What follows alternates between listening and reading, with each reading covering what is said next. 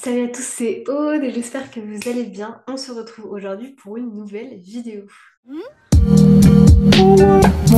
Alors c'est une vidéo que j'avais extrêmement envie de vous faire parce que j'ai eu beaucoup de demandes en ce qui concerne la manière dont je monte sur iMovie. Donc je vais pas tout vous montrer dans cette vidéo, je vais vraiment vous montrer les basiques pour que vous puissiez vous aussi apprendre à monter sur iMovie.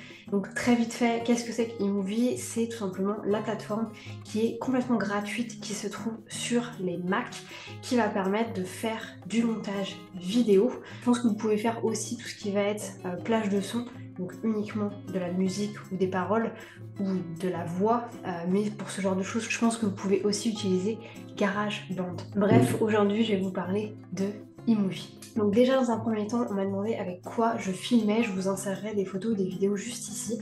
Donc moi, la caméra sur laquelle je suis maintenant, c'est une Canon M50 EOS.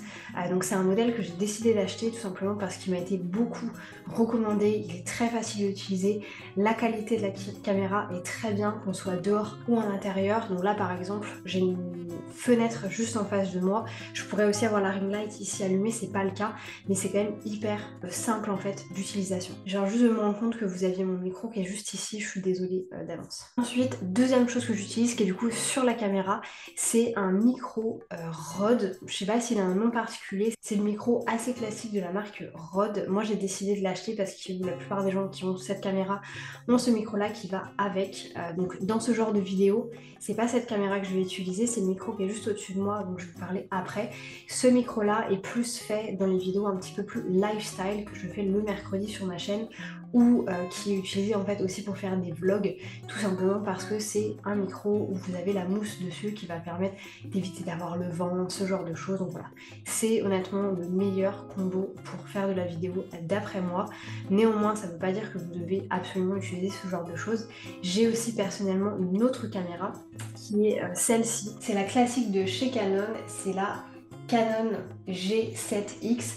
La plupart des personnes qui vont faire du vlogging vont avoir cette caméra parce qu'elle est très petite, donc c'est très pratique. Et surtout qu'elle est pratique en fait à utiliser parce que vous pouvez la tenir comme ceci. Vous n'êtes pas forcément obligé d'avoir un trépied avec, vous pouvez tout simplement la tenir comme ça. Donc ça peut être vraiment pas mal pour faire du vlogging. Moi j'ai décidé de partir sur une caméra un petit peu plus grosse, tout simplement parce que je fais beaucoup de vidéos chez moi où la caméra reste en fait en standing et que je trouvais que c'était mieux au niveau de la qualité.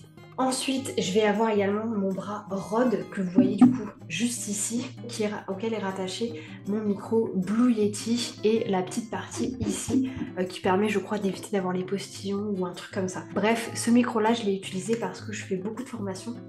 C'est mon métier de faire des formations, mais au-delà de ça, je fais beaucoup de tutos aussi sur YouTube. Et en fait, la qualité de ce son-là est bien meilleure que la qualité du son qui sort de la caméra, parce que le son de la caméra va prendre tous les bruits dans la pièce, donc également mon voisin qui marche sur son plancher, alors que ce micro-là va uniquement prendre en fait, dans sa zone, donc ici ne va prendre que ma voix. Ok, maintenant je vais vous montrer un petit peu comment ça se passe quand je fais du montage. Donc la plupart du temps, je filme avec cette caméra, comme je vous l'ai dit. Je vais exporter le montage de ma carte SD directement sur mon disque dur. Je ne laisse rien sur la carte SD et je ne laisse rien sur mon ordinateur, tout simplement parce que mon Mac est pas vieux mais il n'est pas tout jeune non plus et je peux pas en fait avoir trop de choses dessus parce qu'il a une mémoire vive très courte et j'ai besoin de la mémoire vive en fait pour utiliser iMovie.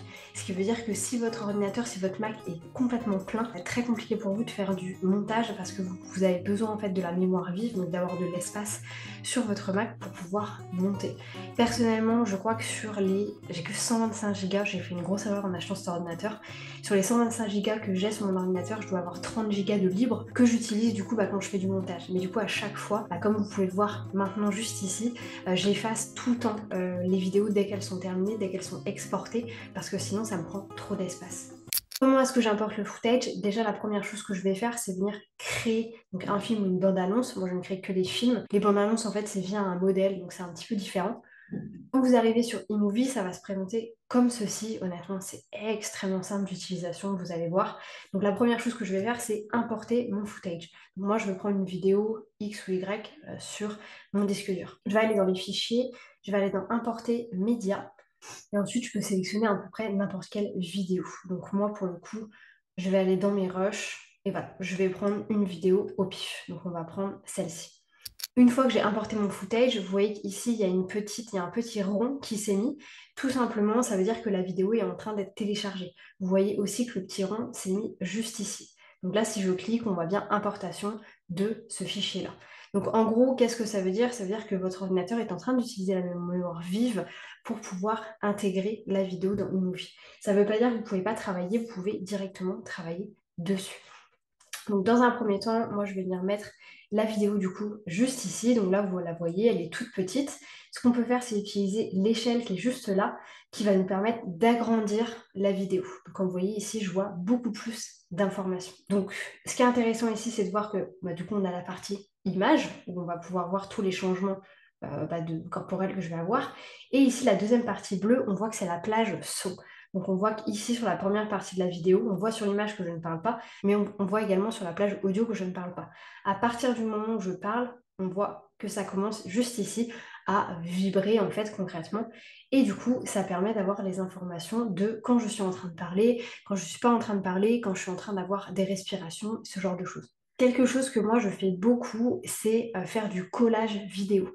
Comme vous le savez, je fais beaucoup de formations, ce qui veut dire que je dois venir coller le son de ce micro sur l'image de cette caméra. Donc là, dans l'instant présent, c'est pas forcément la bonne vidéo pour le faire. On peut faire l'exercice quand même, je vais vous montrer. Donc là, j'ai rajouté la planche son qui va avec cette vidéo-là. En fait, c'est une vidéo de formation, encore une fois. Et je vais venir mettre ma planche son ici. La première chose que moi, je vais chercher à faire, c'est de venir enlever la partie ici qui est complètement vide. Donc, je viens enlever cette partie-là. Je vais vous montrer après comment découper, etc. Vous inquiétez pas. Et en fait, je viens prendre l'autre partie que je vais venir mettre sur le dessus. Donc là, même schéma, je viens chercher le moment où je commence à parler, qui est ici. Je viens cliquer sur la vidéo. Je viens enlever cette partie-ci et je viens coller. Donc là, dans le test à présent, je ne vais pas vous montrer exactement. Mais en fait, ce qui se passe ici, c'est que je viendrai écouter les deux audios en même temps et être sûr qu'il n'y a pas d'écho. En fait, s'il y a un écho, concrètement, ça veut dire que le son est mal collé. Donc, il faut absolument que vous arriviez à coller les sons exactement au même endroit. On va faire un test, par exemple. Je vais cliquer et on va voir ce que ça donne au niveau du son. Formation, c'est vraiment un terme que j'aime beaucoup. Vous voyez, ici, on voit bien que ça a mal été collé parce qu'il y a une vibration, en fait, entre les deux. Donc, ce qu'il faut que vous fassiez, c'est voilà, venir jouer, en fait, avec la partie du devant ici pour arriver à coller le son au bon endroit. Parlons maintenant de l'écosystème stratégique. Vous voyez, ici, on a exactement le même son, il n'y a aucune vibration, il n'y a aucun écho entre les deux, donc le son est bien collé. Moi, ce que je viens faire directement, c'est du coup enlever ce son-ci en venant ici et en cliquant sur couper le son. Et je ne garde que le son de ce micro-là qui est bien meilleur. On va écouter, je pense que vous n'entendrez pas trop la différence pour vous. Parlons maintenant de l'écosystème stratégique. Vous voyez, c'est un petit peu différent, la qualité de ce micro-là est bien meilleure. Donc ça, c'était vraiment pour la partie collage, image et son. À savoir que ensuite, quelque chose que vous pouvez utiliser, c'est de venir en fait mettre votre tête à un autre endroit. Ça, vous pouvez vous en servir pour n'importe quelle raison. Et en fait, comment ça va se passer? C'est qu'ici, vous voyez, ça c'est ma plage de base. Ça, c'est la plage que j'ai mis par-dessus, en superposé. Donc moi, ce que je veux faire, c'est intégrer ma tête dans la plage de formation. Donc ma petite tête, je viens cliquer ici. Ça s'appelle réglage d'incrustation vidéo. Je viens cliquer ici et je sélectionne image dans l'image. Automatiquement, ma tête va se retrouver dans un petit carré. Moi, je mets toujours en format ombre parce que c'est plus esthétique. Je viens raccourcir ma tête et en fait, après, c'est à vous de choisir où vous voulez mettre votre tête. Moi, dans mes formations, je l'ai mis ici. Vous, ça dépend du style de montage que vous allez faire. Vous pouvez mettre votre tête où vous voulez. Attention à bien enlever cette partie-là qui, comme vous le voyez, va faire apparaître ma tête petit à petit. Moi, j'aime pas du tout ça. Donc, j'enlève directement cette partie-là. Ça, c'était vraiment pour le collage image et son. Je ne vais pas rester là-dessus pendant 30 ans. Maintenant, j'ai envie de vous montrer comment est-ce qu'on fait des cuts, tout simplement, parce que c'est ce que vous allez avoir envie de faire la plupart du temps. Comment est-ce qu'on fait une cut? Déjà, la première chose à faire, c'est de sélectionner l'endroit qu'on a envie d'enlever. Donc moi, par exemple, on voit qu'ici, je ne parle pas au début de la vidéo, j'ai envie d'enlever cette partie-là. Je vais tout simplement, avec mon curseur, aller sélectionner l'endroit où je veux faire une cut. Je vais avoir la possibilité soit de faire le double clic, qui marche très bien sur mon ordinateur, donc je ne le fais pas. Et c'est très simple, on va tout simplement faire commande B. En faisant une commande B, on vient simplement de scinder le plan. Donc là, vous pouvez voir que j'ai scindé ce plan-là en deux. Si je voulais le faire à un autre endroit, par exemple ici, je fais encore commande B et ça vient également me scinder le plan. Donc c'est très facile honnêtement de faire des cuts tout au long de votre vidéo. Il vous suffit de sélectionner le bon endroit. Ensuite, très intéressant quand vous faites du montage, c'est tout simplement de venir enlever les blancs et les respirations. Alors ça, je ne sais pas comment ça marche pour tout le monde. Moi, je sais que mes blancs, j'arrive à les trouver assez facilement. Si par exemple, on voit que j'ai un blanc, donc moi, cette partie-là, j'ai envie de l'enlever. Donc je viens au début du blanc, commande B, je viens à la fin du blanc, commande B, et je viens enlever cette partie-ci pour qu'il n'y ait plus le blanc entre les deux. Ensuite, moi personnellement, ce que je fais beaucoup aussi, c'est que j'enlève les respirations. Alors moi, mes respirations, je les connais, donc je sais où elles sont. Je vais essayer de vous en trouver une, par exemple. Voilà, par exemple, ça, je sais que c'est une de mes respirations. On va le voir ensemble très rapidement. Attention, le position. Voilà, vous voyez, ça, c'est une de mes respirations. Donc moi, ce que j'ai tendance à faire, pas tout le temps, c'est que j'enlève également mes respirations comme ceci. Donc encore une fois, je viens sélectionner l'endroit, commande B, l'autre endroit, commande B, et je viens supprimer la respiration. Ça ne sert à rien de toutes les enlever, ça, encore une fois, ça dépend pourquoi vous voulez faire du montage. Moi, je les enlève pour que ce soit des vidéos qui soient un petit peu plus digestes à regarder, mais ça dépend vraiment de vous. Petit point important, parce que du coup, je fais beaucoup de montage de formation. Moi, très personnellement, je n'écoute pas la vidéo parce que j'ai l'habitude de le faire. Ce que je fais, en fait, c'est que j'écoute autre chose, j'écoute de la musique, un podcast, et je vais venir enlever toutes les respirations et tous les blancs d'un coup. Donc, je fais en fait que du cut sans écouter, et ensuite, je viens écouter la vidéo.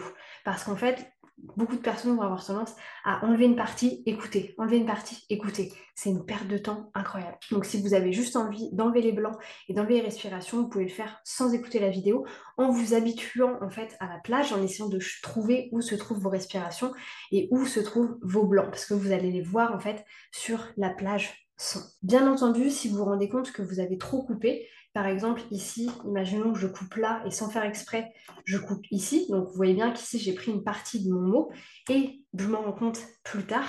Là, je peux tout simplement venir réétirer ici la bande son. Vous voyez, en refaisant ça, là j'ai ma respiration qui se remet. Je peux tout simplement venir recliquer dessus et à ce moment-là, je remets à niveau. Ensuite, quelque chose que moi je fais beaucoup également, c'est les zoom in, zoom out. Donc ça concrètement, les zoom in, zoom out, c'est avoir des changements de plan au niveau de la taille. Je vais vous en faire un flagrant pour que vous vous en rendiez compte. Donc ici par exemple, c'est le plan de base.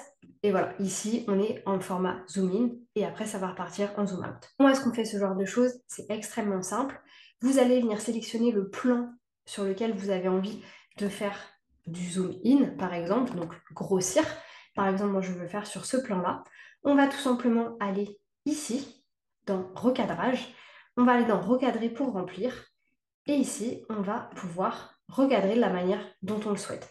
Moi, je sais que je fais beaucoup de petits zoom in, zoom out comme celui-ci, je vous montre. C'est pas très flagrant et pour autant, ça va amener en fait de la vie à votre vidéo. Rappelez-vous bien que vous n'êtes pas obligé de le faire partout. Si jamais vous savez plus ou moins que vous avez envie d'en faire un sur 4 plans par exemple, vous pouvez très bien venir ici, faire commande C, donc copier-coller.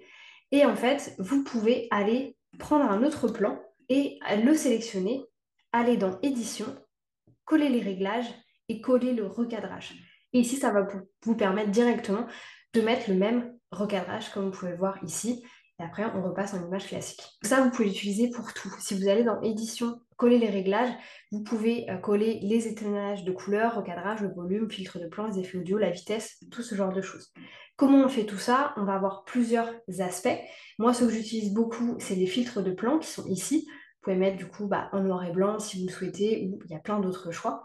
Et vous pouvez également ajouter des effets audio. Je ne vais pas les tester ici avec vous, mais ils sont là. Vous pouvez également, si vous le souhaitez, changer les couleurs via la petite palette qui va être juste ici. Là, c'est plus si vous avez envie en fait d'ajuster les couleurs dans le plan sans forcément en fait mettre un filtre. Ensuite, quelque chose que vous pourriez faire aussi, c'est de venir ajouter des fonds. Comment est-ce qu'on ajoute des fonds? Il va tout simplement falloir changer en fait la fin de votre vidéo ici. C'est exactement ce que j'ai fait dans la première partie de la vidéo où je suis venue coller ma tête à un certain endroit. Ma tête était toute petite, mais en soi, j'aurais pu l'agrandir et du coup faire un effet bien plus grand. N'oubliez pas que vous pouvez aussi rajouter du texte. Vous pouvez également rajouter du texte sur les vidéos. Donc soit vous pouvez aller dans le titre ici et venir cliquer sur n'importe quel titre, venir le glisser ici et faire votre changement. moi j'aime pas du tout. Je trouve que les titres de chez eMovie sont vraiment pas esthétiques, donc je les utilise pas du tout. Moi je fais tout directement sur Canva. Donc sur Canva, je vais créer en fait mes designs que je vais télécharger sans le fond à l'arrière. Si jamais vous avez envie d'avoir un tuto sur Canva, n'hésitez pas à me le dire dans les commentaires et ce sera avec plaisir que je vous en ferai un. Donc je télécharge ce genre de choses, toujours avec un fond transparent, et ensuite je viens l'ajouter. Là, je sais que j'en ai déjà créé, donc on va aller en chercher, comme ça je vais vous montrer. Moi, j'ai un fichier du coup qui s'appelle récurrent images, comme ceci, où là je vais retrouver des images que j'utilise souvent, par exemple mon pseudo Instagram. Donc je vais cliquer dessus, je vais le télécharger, il va arriver comme ceci, et en fait là, moi j'ai la possibilité de venir le mettre par-dessus. Donc vous voyez, il arrive directement à un endroit spécifique. Après, vous pouvez le bouger si vous le souhaitez. Très important, là, si je l'ai mis, vous voyez qu'il bouge, tout simplement parce qu'il est en mode Kanban. Donc moi, je vais le mettre en mode adapté. En fait, par défaut, il se mettra en Kanban. Donc du coup, moi, je le mets pour qu'il ne bouge absolument jamais. Donc ça, vraiment, vous pouvez le faire très très facilement avec Canva. Peu importe en fait le design que vous voulez mettre, tout ce qui est sur Canva, vous pouvez le télécharger en transparence et venir le mettre ensuite sur votre vidéo. Bien entendu, c'est intéressant de savoir à quel endroit de la vidéo vous avez envie de le mettre et ça vous permettra de bien le garder à chaque fois. Une autre chose que vous pouvez faire également sur eMovie, c'est faire des voix off. Comme vous voyez ici, vous avez enregistré une voix off. Donc là, ce que vous pouvez faire, c'est cliquer dessus directement. Et en fait, vous allez avoir votre bouton du coup là de son qui va prendre en fait le son qui vient du micro. Ici, vous avez la possibilité de régler aussi le système, c'est-à-dire de choisir sur quel micro est-ce que vous avez envie d'enregistrer, quel va être le volume, est-ce que vous pouvez couper le son de la vidéo directement. Et en fait, par-dessus, vous pouvez tout simplement enregistrer. Donc là, ça va faire 3, 2, 1. Et du coup, ça va enregistrer ma voix, ça va me permettre ensuite de pouvoir la rajouter directement. Et comme vous le voyez juste ici, ça rajoute le texte. On va aller écouter derrière. Voilà, ça va superposer des voix, donc ça va donner n'importe quoi. Ça va enregistrer ma voix, ça va me permettre ensuite de pouvoir la rajouter directement. Ouais, je ne vous ferai pas écouter parce qu'honnêtement, on ne comprend absolument rien parce que les deux voix se superposent. Mais concrètement, vous pouvez ajouter votre voix. Quelque chose aussi qui peut être intéressant, c'est rajouter de la musique. Donc ça, moi, je le fais beaucoup, bien entendu. J'ai des musiques qui sont préenregistrées dans mon fichier. Donc je vais retourner sur mon disque dur. Moi, je les mets dans récurrent parce que j'en ai plusieurs que j'utilise tout le temps. Par exemple, la background music que vous avez déjà dû écouter dans certaines de mes vidéos. Donc ça, c'est une petite musique qui dure 12 secondes que je peux mettre en fait à l'arrière de mon plan caméra et je vais venir adapter le son. Donc moi je sais que sur ce plan là, il faut que je le mette sur 10 pour pas qu'on entende trop non plus. Et du coup, ça va donner ça. C'est tout ce que vous allez dire, c'est vraiment le positionnement que vous allez avoir sur les différents types de réseaux sociaux, par email, etc.